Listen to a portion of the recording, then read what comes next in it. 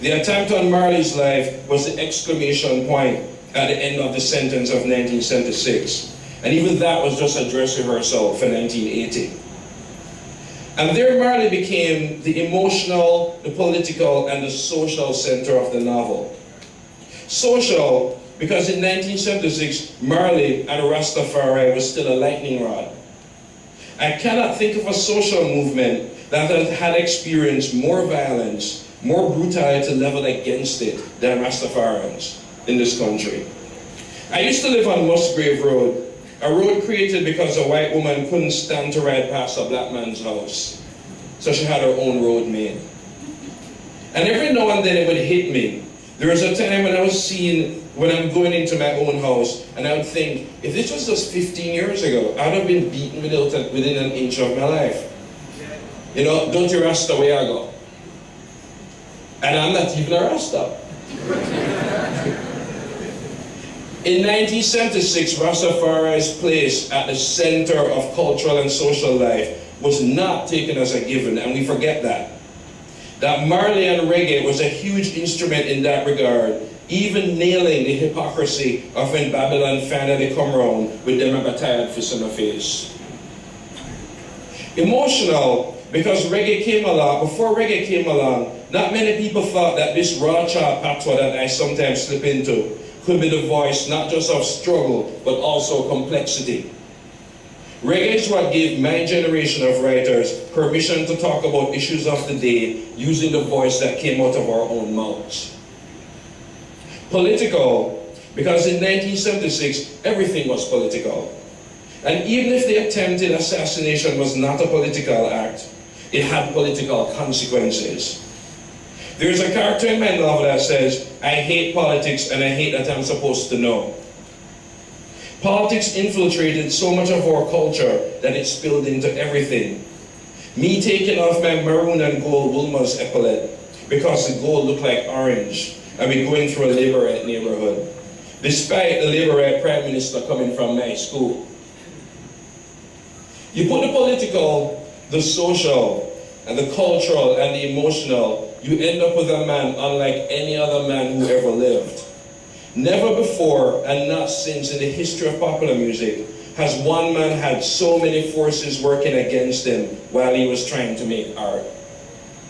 Some of these forces embracing him like Judas. It almost makes me think of Kennedy, but that's for another lecture. So I knew the singer was the center of this story, but not the story. I was interested in the people around him, because I knew a lot of the people around him. And not in his art per se, not close by, but further than that. And funny and ironic that the distance connected me to the Marley I knew. Some of us are fortunate to have known him personally. The rest of us know him through records, through print, through TV, and that's a singer I know. And that's the one I wanted to stick to. Besides, there are several works of non-fiction that get closer. And I wanted to follow my characters the way after 1976. So the novel begins and revolves around the peace concert in 1976. The middle deals with the fallout of the peace treaty in the late 1970s, in 1979. And the last section is about the rise of drug passes in the 80s. Gay Talese, who may have written the greatest feature story of all time, wrote a story called Frank Sinatra Has a Cold. The story behind this was that Talese went to Los Angeles in 1965 to do a story on Frank Sinatra. But Frank Sinatra's people kept saying he was sick and unavailable, wouldn't talk to him. So Talese just started talking to all the people around him. Sinatra never spoke to him, never spoke to him for the interview, except to rough him out one time and say, I hear you talking about me. And what happened is a whole new kind of story emerged, where instead of moving into the subject, the story circles the subject, spins around, sometimes wide, sometimes narrow, and a different kind of narrative emerged. And that may have been the biggest influence on A Brief History of 7 Killings. It certainly made, more than anything else, shape the story I ultimately wanted to tell.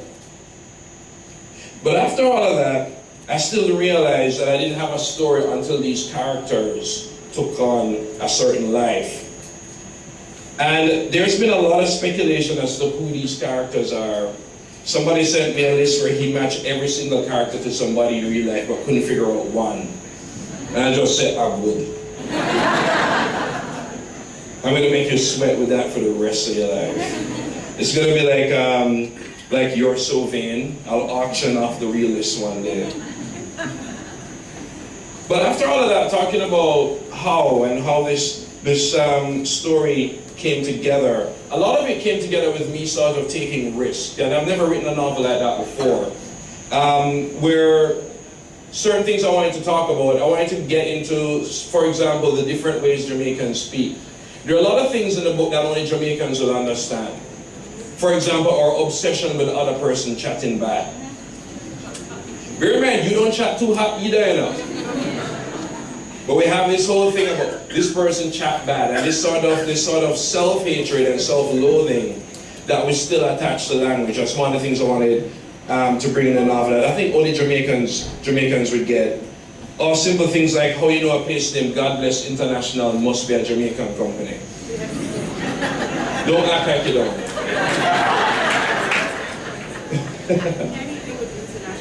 Anything with international. But after all of that, how, and you may be wondering again the question of why. And I want to start out talking about actually U2, the band U2. And U2 has an album called War. I think it's their third or fourth album. And War is a very strange kind of record because it has this very daring premise, which is a band singing about songs, wishing for the day when we will never again sing such songs. So when Bono sings, "How long must we sing this song?" he's actually begging for his own irrelevance. He's wishing for the day when we never say these things anymore.